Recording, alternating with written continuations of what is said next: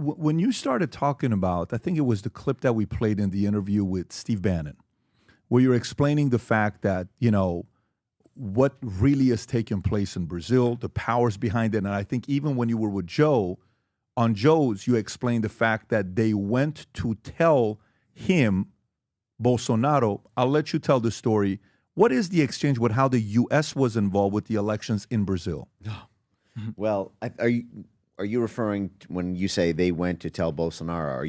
You're referring to the CIA director, Yes. Lloyd Austin? Yes. I actually can pull that up on screen if you go to the slide deck. It'll be slides starting on slide 12. I can walk you through that. Go for it, Rob, if you can go through that right there. So this is the U.S. State Department.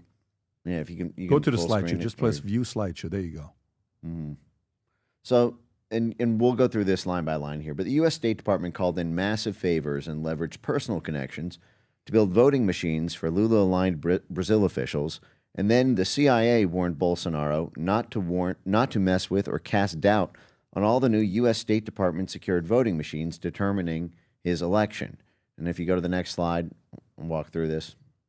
So this is from the Financial Times. This piece is basically about, in fact, if you go to the slide after this first, what they say is this was a concerted but unannounced, so this was basically a covert action by the Biden White House, the Biden Pentagon, the Biden CIA, and the Biden State Department to fortify Brazil's election. So if you go back to the other one, the slide before, so the U.S. provided practical help in the election process to obtain components, especially semiconductors, needed to manufacture the new voting machines. The former U.S. ambassador to Brazil, so they are using shadow diplomacy here because they don't want their formal U.S. State Department fingerprints on it. They're going to the former U.S. ambassador in Brazil to leverage his personal connections with Taiwan Semiconductor, and to leverage those connections, inside of the Texas Instruments to distinguish semiconductor needs and give priority. Now, we have a semiconductor shortage here in the U.S. They are diverting semiconductor chips that the U.S. needs and sending them to Brazil, a foreign country, to add voting machines that the democratically elected president of Brazil doesn't want. The U.S. State Department and some senior Brazilian officials also asked Taiwanese authorities to give priority to Brazil's need for semiconductors, which are used in the voting machines. And then if you go to the next slides here, so then I say what's funny is both the 1964 military junta in Brazil and the 2022 judicial junta in Brazil received direct help from the CIA to rise to power. And then if you go to the next one, you'll see CIA chief, this is Reuters, told Bolsonaro government not to mess with Brazil election. This is in May 2022. 64 is cool. Are you talking about the Sam? What is it? Brother Sam? Brother Sam? Yeah. But I want to just kind of close the loop on this, because if you go to the next one, next slide, yeah. So Bill Burns makes a personal voyage. This is months before the election even happens. We are now force-feeding Brazil electronic voting machines the elected president doesn't even want in the country. And so the State Department is doing that. Then we send in our covert action boys, the CIA, to say, don't you cast doubt. Look at the language. Told Brazilian senior officials that President Bolsonaro should stop casting doubt on his country's voting system. It's not even his country's voting system.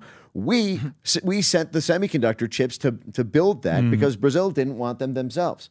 So we're putting the machines in there and then telling them, don't question the results of these machines. So go to the next one. So then, this is also some foreign policy. A month after Bill Burns, it was the Pentagon Secretary, Lloyd Austin's turn to go down to Brazil and push the chief of the Brazilian Armed Forces to commit, to actually do a pledge. Go to the next slide. Brazil manifestos seek to rein in Bolsonaro before election. This is before the election, in a July conference with regional defense ministers. So we are personally paying, as U.S. taxpayers, for the head of the Central Intelligence Agency to go down there. We are suffering under a chip shortage, and we are getting that diverted so that electronic voting machines can go down. Then we are paying for the flights of the CIA director to go down and warn them not to cast doubt on the machines that they couldn't build without us and that the president didn't want. So this was, and actually, let me show you something else here as well. While Mike, we're on the this question effort. here before we go to the next thing, why are they doing this? Well, Why do they care? So my focus on this is on the internet censorship side. This is, I love the people of Brazil. I love Brazilian zouk dancing. I've always been around Brazilian people. I don't speak Portuguese, but I didn't seek this out. This was something that was an unavoidable, inescapable reality of the U.S. censorship work that I was focused on. It was a recurring fact since Trump won the election in 2016, and as soon as Bolsonaro started gaining traction in Brazil, that these issues were interlinked, that they wanted to stop Bolsonaro for the same reasons they wanted to stop Donald Trump. I have that much 100%.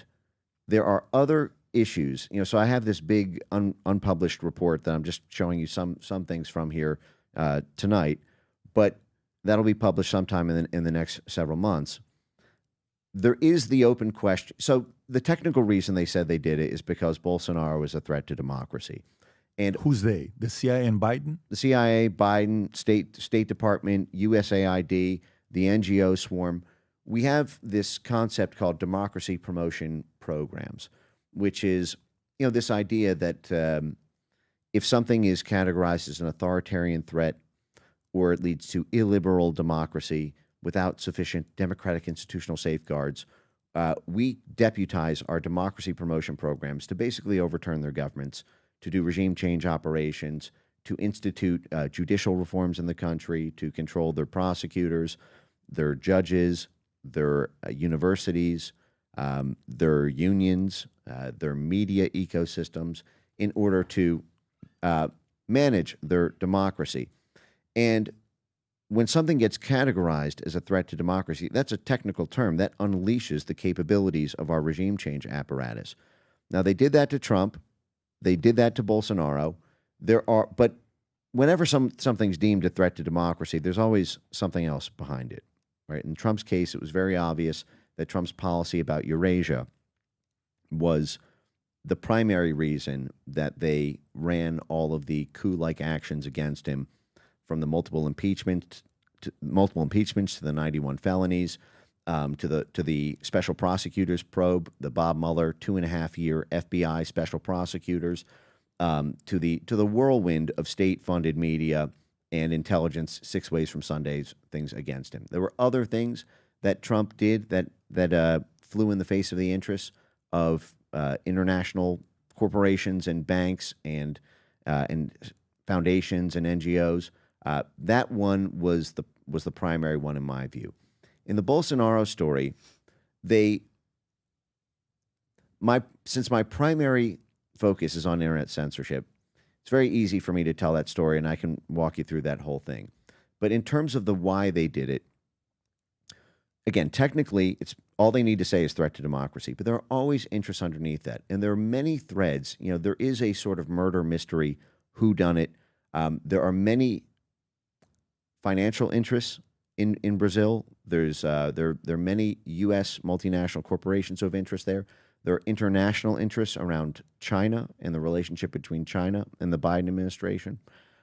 There's the connection with the unions and many of the union groups, and there's several others. And this is actually why I'm happy to sit in and sort of play second chair to Nicholas, because I have my own questions around the specifics of who financially benefit from any of these things. Because, for example, Lula connected his whole government to China. And he was very open about that. This is the sort of thing that the State Department and the CIA and USAID typically run operations to stop.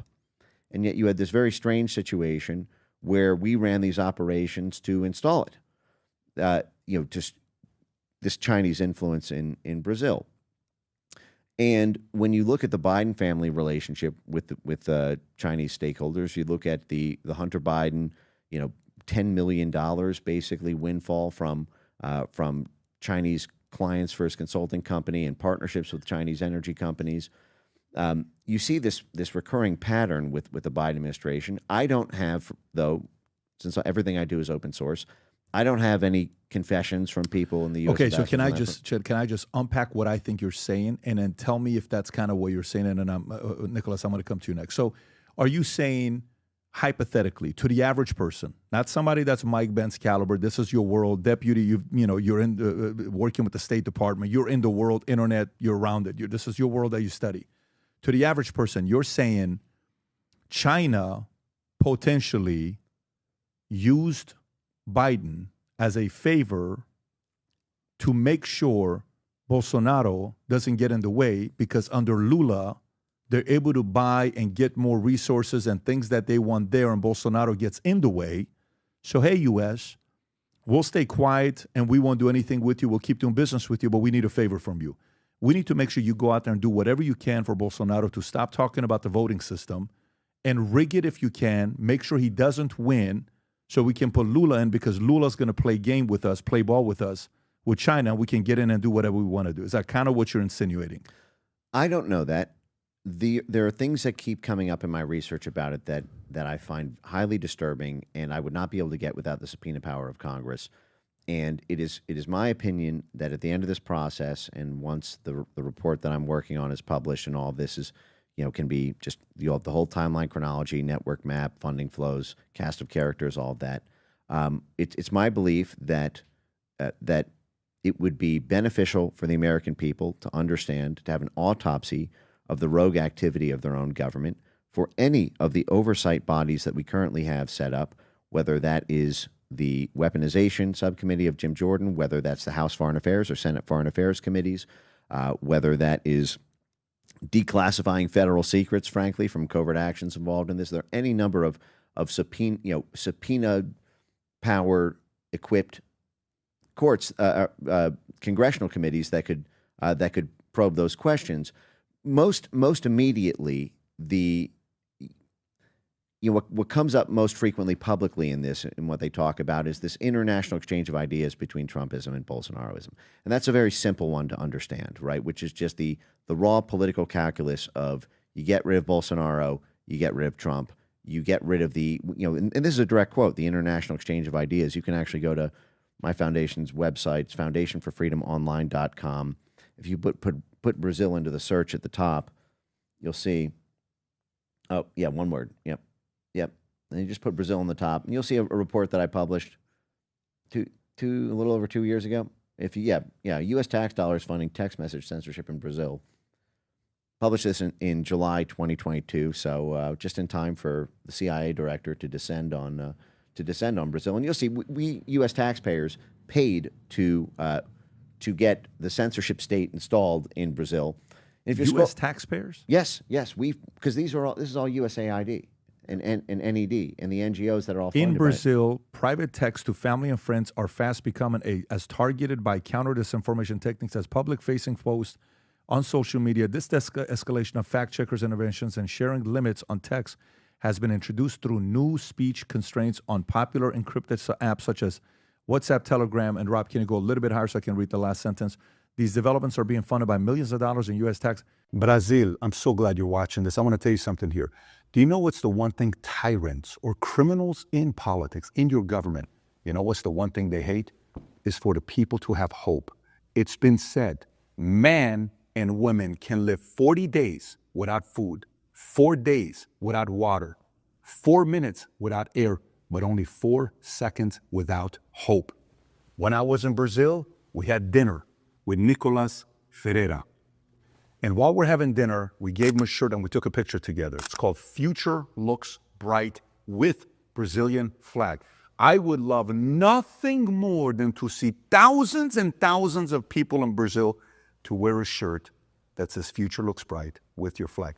Just for Brazil, we made these custom shirts for you. If you want to inject the spirit of hope in Brazil, go place 1 order, 2, 3, buy it for your peers, your family.